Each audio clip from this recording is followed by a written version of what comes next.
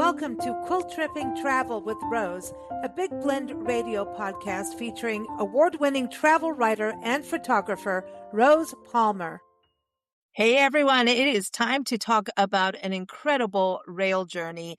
Here on Big Blend Radio's Quiltripping Travel podcast with Rose Palmer, travel writer, incredible photographer. She just came back from an amazing adventure on the Canyon Spirit. And this is a train travel experience.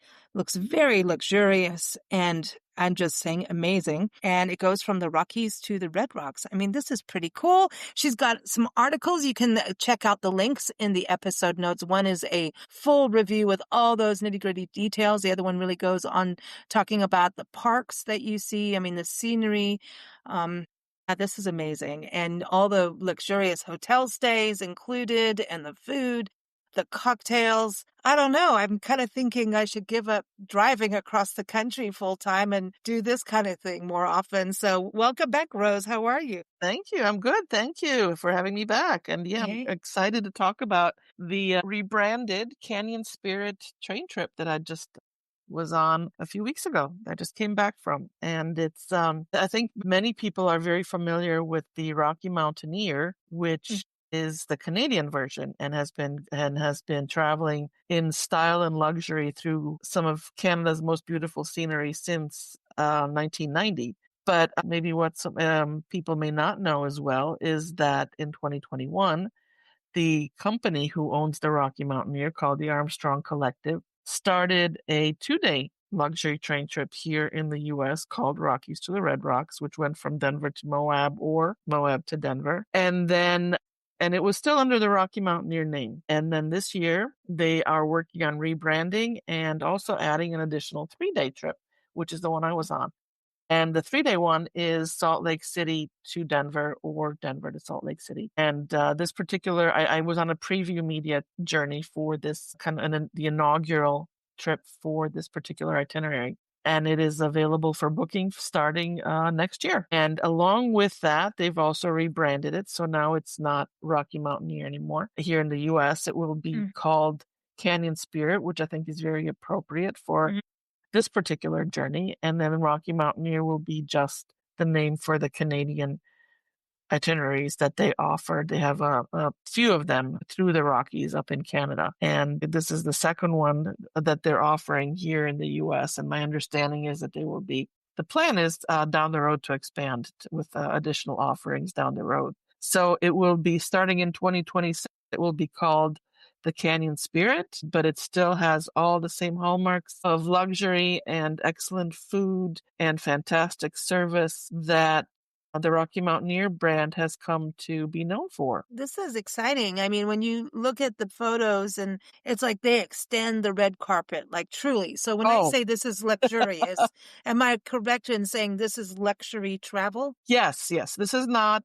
So this is luxury sightseeing travel. This is not getting from point A to point B, Amtrak type of travel. I mean, you do get obviously from point A to point B, from Denver to Moab or Denver to Salt Lake City, but that isn't, it's about the journey. It's about enjoying a trip where you are taken care of and all you really have to do is look out the window and sip on a glass of wine or sip on a cocktail, enjoy a nice meal, and take photos in my case. So it's about enjoying the scenery. You know, we pass through historic towns. We pass through ghost towns. You know, they're no longer there. They were there once. It may, you know, for folks that are familiar with the movie Cars, some of the scenery may remind them of that because, you know, the Imagineers, the Disney Imagineers went to the SouthWest and they were inspired by that scenery. And that's, you know, a lot of what we're going through.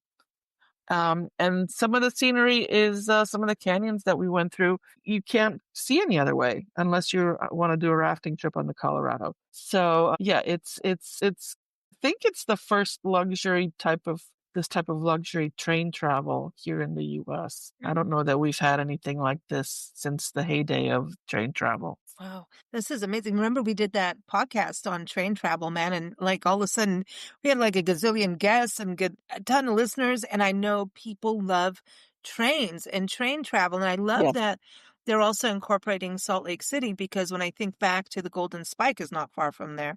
And Right. that is epic. That is epic It is. history It's, of it is. getting It's our train. where it's a state park now, and it's where, as you Oh, know, is where the first transcontinental railway, where the two sides met and where they joined. And after that, you could take the train from the East Coast all the way to the West, and that's what that state park commemorates, the history of that. it's just amazing to me. I'm doing so much work on small town America, especially through the Midwest. And I can't even tell you how many little towns I've written about in the last week. And it just blows my mind about how these towns would not have been there if it was not for the railroad. Exactly. Mining towns, agricultural communities. And, it shaped our country in a way that, I think we owe a lot to rail travel. And then not just in, there's a travel side and the tourism, right? But it was really Right. more about cargo at the time. And towns knew if they had a depot, if they were there,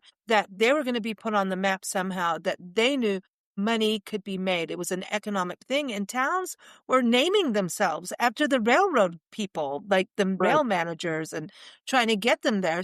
To me, this is so cool to have this luxury experience in, all this glory, and basically be pampered, but to really see America in a way where you're seeing it all. You're not having to do anything, but also to just really reflect on the history of rail. So also, Rose, what's it like in regards to, I mentioned being pampered. It looks like the staff are very attentive from your photos and your review. The staff are wonderful. For me, it was the staff that really took this from being a great trip to being a really memorable trip.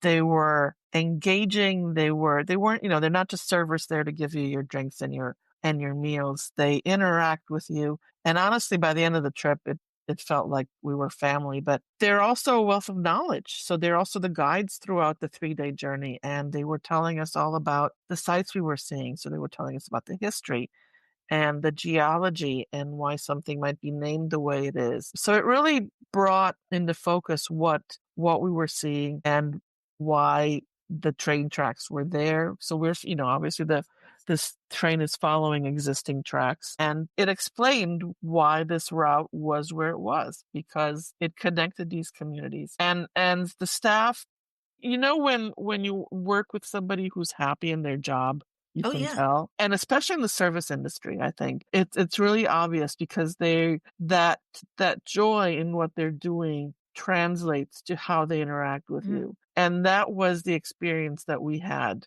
with our hosts in our carriage, and the other folks that we met that were in the other carriages. And I started asking a few of them, it's like, all right, well, what is it that you love best about this job?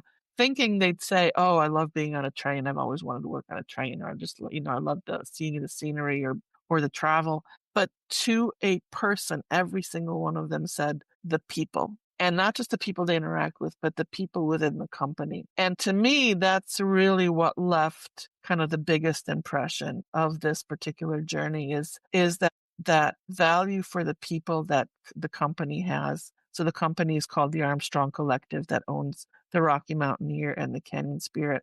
And it's a family-run business. It's still a family-run business. It was started by their founder, Peter Armstrong, back in 1990, and it's now being run by his son, second generation, Tristan. And that value for family, and when I was looking at the board of directors, quite a few Armstrongs are part of that board of directors. So that value for the family still owning and playing a big role in the business, and their value for the people translates obviously in how they treat their people, and then that then translates to how the folks that work for them, how they interact with the guests. And I think that's what really took it to a higher level. That's really interesting when you say that, because as soon as you're saying the staff are happy and happy to serve you, really, I was thinking about that because, they always talk about how to have a good company is about if you, as the owner, the board, the company culture, if it is invested in their employees,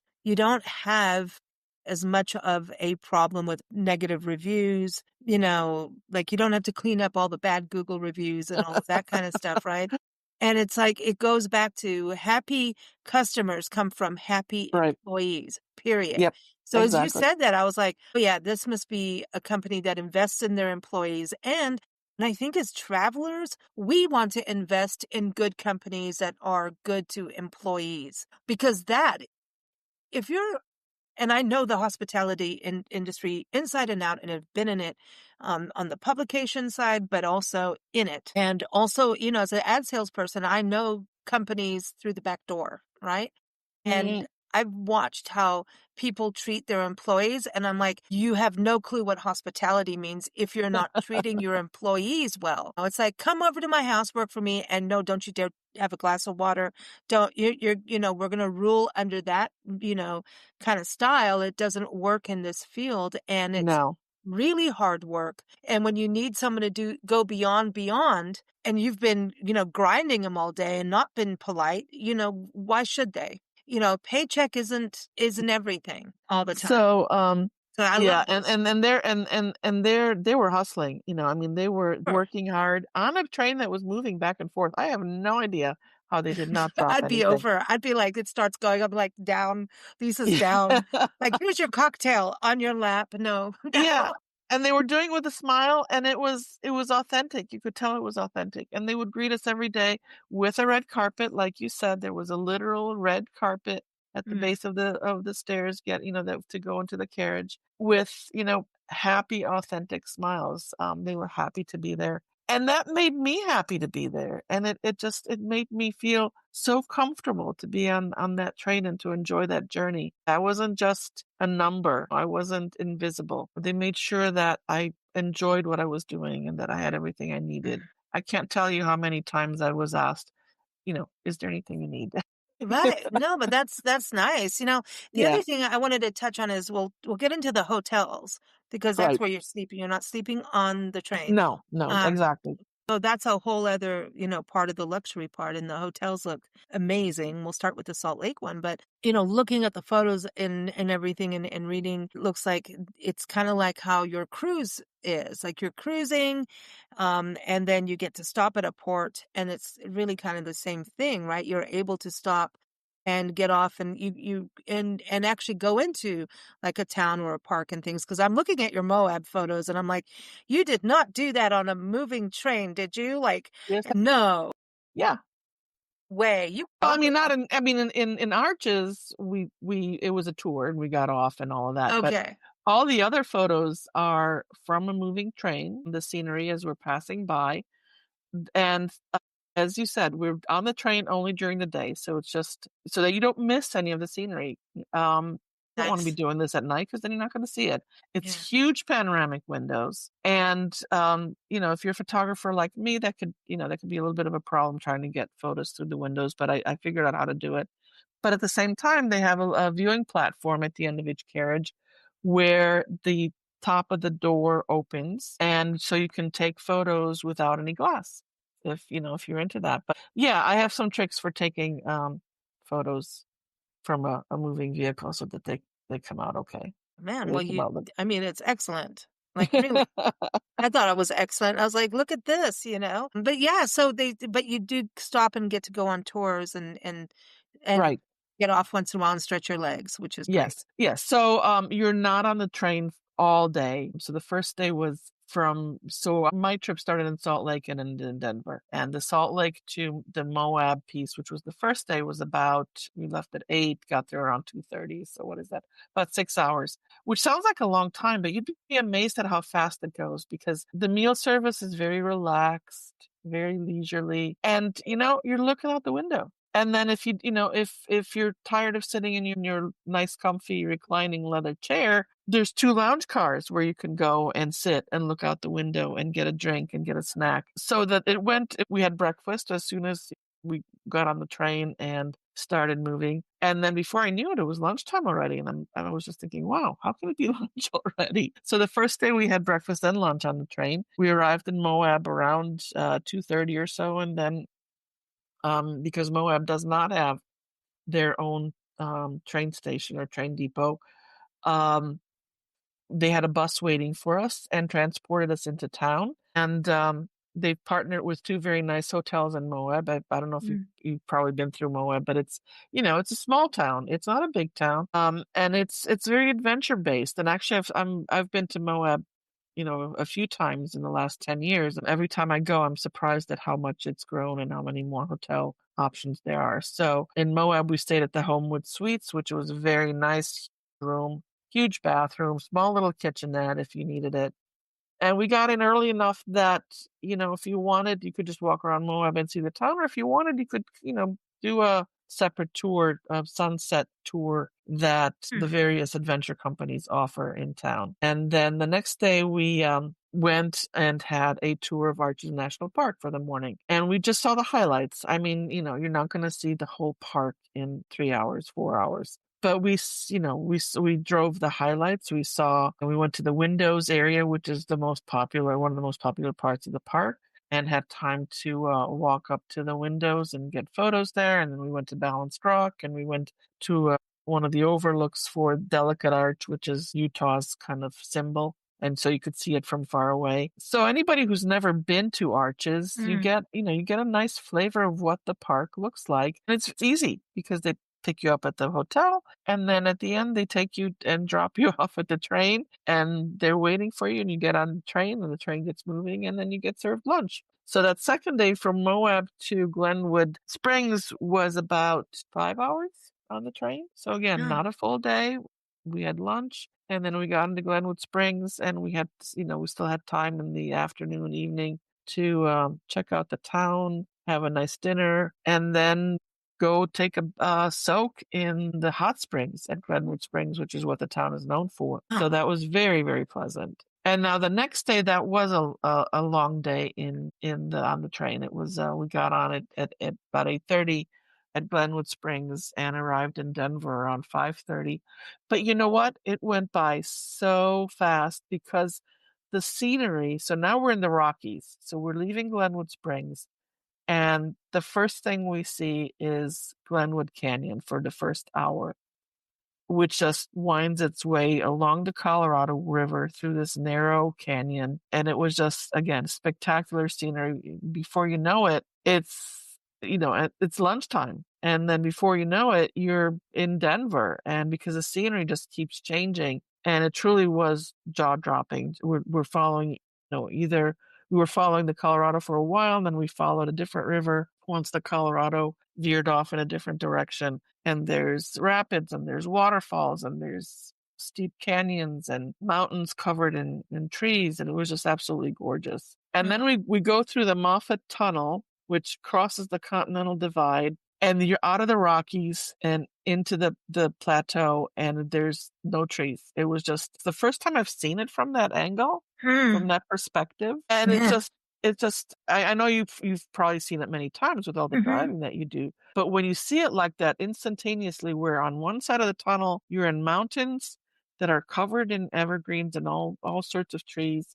And then you go through the tunnel, and now all of a sudden you're on the other side, and you're starting to do this huge loop-de-loop to get down to Denver level, which is still at 5,000 feet, right? Yeah. But there's no trees. It's just, now you're in the plains all of a sudden. It's just amazing, Oh. So that last day, I mean, I really feel like the scenery just kind of, each day just kind of kept getting bigger and bigger as the mountains got bigger, right? Yeah. You really get a sense for how it changes from the desert in Utah to, the red rocks that the area around Moab is known for, with Arches and Canyonlands National Parks. And then as you approach Colorado, you start getting into the Rockies and how rocky and mountainous that they are.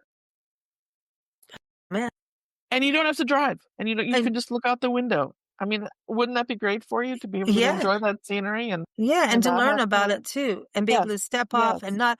It just seems like they've got it really well planned on the amount of timing, and obviously some's going to be longer, like you said, but that's going to be because of what's there. I mean, they can't suddenly put a town here, please, so we can stop. It doesn't work that way. I didn't want that last day to end. I mean, 8 hours sounds like it's a long time, but it's not like you're glued to your seat. You can get up, you can walk around, you can go to the lounge cars, you can go to the observation area.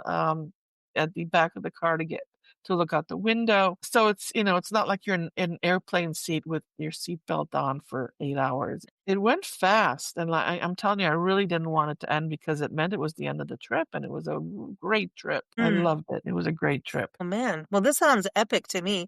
And the lodging's nice. I was like looking at the one in Salt Lake City. I'm like, wow. Yeah. Yep. They partner with really, with the best hotels that are available in town. So it was the Grand American Hotel in Salt Lake. And then, as I said, in Moab, it's a small adventure-based town. And, the Homewood Suites were great, clean, big rooms. And then in Glenwood Springs, there's historic hotels there that they partnered with. So, and those we just walked to from the train station. It was a 5-minute walk to the hotel. And the best part is they deal with all the luggage. That was a question. This is nice. Yes. I got so spoiled with that. I wish I could have that at every single trip. Airport. You leave your luggage in your room, so you don't put it outside your room like some other tour companies do. You leave it in your hotel room, and then it magically shows up in your hotel room at the end of the day. And I'll be honest, I was a little apprehensive that first morning when I just, left my poor little suitcase there behind me, just looking very lonely in my hotel room. They take it, they know which room you're in, they know which room you're going to, and it's there when you get there at the end of the day. And not just that, but then before you get off the train, you get the key card to your room. So you don't even have to wait in line to check in at the hotel. You're ready to go. As soon as they take you to the hotel and drop you off, you can just go up there and, do whatever you need to do or not, and you're ready to go. Wow. But yeah, logistics very well managed. And then they had ground staff that waited for us at each town and were available to answer questions. If you were looking for a place to eat or if you weren't sure how to get to the hotel, for instance, in Glenwood Springs, they were there to answer questions and help out. Yeah, so clearly service is a high priority, high quality service, high quality personalized service is an important element to what they offer. And it shows. It really shows. No, I love that. I love it where, I think this would be a great gift for people too. Yes. Yes. Someone who's retiring after years at a company this would be like a beautiful retirement gift, even a wedding gift in a way. Exactly. An anniversary gift, wedding gift. Yeah. You know why? Because honeymoons, let's put it this way, the drama that goes into making a wedding happen at the end of it. I mean, I just want to go to bed and go to sleep, but enough of that, it's just, but I think, anything, where someone really needs some time out, but loves travel, but needs, someone who has just achieved something, even a graduation gift of just to have a relaxing, amazing time. Yes. I think that is a beautiful, beautiful thing to do. I completely agree. This would be a fantastic. It's September. Can you believe it, Rose? So you know what? It is holiday shopping season. I'm just saying. Oh, there you go. I'm just saying this is like a wonderful gift or, gift to yourself. I think landmark birthdays, anniversaries, all of that this is cool. Every year, landmark birthday personally, because you're never going to be that birthday again. So, but, and as I said, these are bookable now. The 3-day itineraries are bookable for 2026, starting in April, I believe. And they go through at least through the end of October. And of course, their 2-day journeys have been available for quite a few years. And maybe you don't want to do 3 days. Maybe you just want to do 2, which, one thing to think about with the 2-day journey is if you're doing it from Denver to Moab, it's a really nice, easy way to get to Moab. In Moab, you can rent a car and then go do the big 5 national parks in Utah. And or spend a couple extra days in Moab and take your time exploring Arches and Canyonlands, which are beautiful national parks. Arches is one of my favorites in the Southwest because it's just a stunning park. And so it's easy to get to. That option, from Vegas too. If everyone, the canyonspirit.com is the website, and when you go on there, you're just going to be like, I want to do. And I also think this is going to be huge for international travelers. Yes. And especially in a certain age group, right? If you're not into roughing it and, hoofing it across the desert, this is going to be a wonderful way to see these parks because they are not easy parks to explore unless you're active. You know what I mean? Like, honestly, they're beautiful and there's smaller trails. And I think our parks really work at being accessible to all. But I'm just saying with these parks, this is just a really cool way to experience them. It's effortless, yes. It makes it Effortless. I like absolutely that. effortless. And the Canyon Spirit folks or the Armstrong Collective folks, will help you put together a longer itinerary that includes the train part and then, however you want to visit the rest of the national parks in the area. So they can help you put together an itinerary to that combines a road trip or with the train trip, which does make it easy, I think, for international travelers. And as a matter of fact, we had international media on board. We had great. We had some folks from Australia, we had some folks from Europe, we had Canadians, and because they do market to other countries where train travel is, they have experience with it, and especially luxury train travel, and they know how fun it is. See, I like this. I like this. When back in the days when Big Blend was Southwest Blend, I mean, our audience, is from that, came from all over the world to experience the Southwest, and there's nothing like it. I think this makes good sense. And it's blending, like you said, everything from a ghost town to a city like Salt Lake and Denver. So you get a little bit of everything. And I think this is the perfect blend for an effortless, luxurious trip through parks and America itself. So yes, awesome, yes. Rose. I am going to say I'm jealous again. And I think I'm going to be jealous about next month's podcast. My gosh, tell everybody where you're off to next. So my husband and I are celebrating our 40th wedding anniversary, and we are going on a luxury barge cruise on the Thames River for a week. So I'm going to be talking with European Waterways. So I'm going to be talking about a luxury barge cruise in the UK. I love it. I love it. That's exciting. It is. I've done this will be my 4th barge cruise with European Waterways in Europe, and it is absolutely one of my favorite ways to travel. I have many, but this is talk about a high level of luxury and being spoiled. This will do it. Well, I'm going to be jealous again, right? Am I going to be jealous? I like being spoiled. You know that. Come on, we all get to be spoiled. It's important. We live once. When you talk about landmark birthdays, I mean, every birthday is just like a reminder to live your best life. And we're here on planet Earth, not to just work, but to enjoy the beauty of this world. And I think you're doing a very good job. I think you're doing a very good job. That's my goal, yeah. And the reality, what's really special is that you don't just keep it to yourself, that you're sharing it through your writing, your photography, being on the podcast. I mean, you're inspiring others to live, not just survive, but thrive. And I love that, and I think we get into a spiral in life and forget to do these things. And I want to encourage people to not wait till retirement to do these things, if possible. Absolutely. Try and do something when you can. Just don't know. I mean, right? I've just, the last few years, I have to tell you, man, get out there, man. Just get out there because weird things happen. And, it's just things happen out of the blue and you don't want to be part of that, but definitely you want to have those adventures because, and do it with the right people too. If you're traveling, travel with those loved ones and, as you can and make those memories because travel makes you grow too. So that's the other thing. It's part of growing as an individual. And learning. And it's cool. So thank you, Rose. Everyone, again, quiltripping.com is a website. The links to Rose's articles are in the episode notes, as well as the Canyon Spirit website. All that good stuff is there. Always fun with you, Rose, and have a wonderful, safe trip over to England. I know you're going to love having time back in London. So enjoy.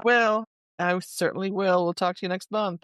Thank you for joining us for Quiltripping Travel with Rose, a Big Blend radio podcast featuring award-winning travel writer and photographer Rose Palmer. Join us for new episodes every second Thursday and keep up with Rose at quiltripping.com and follow us at bigblendradio.com.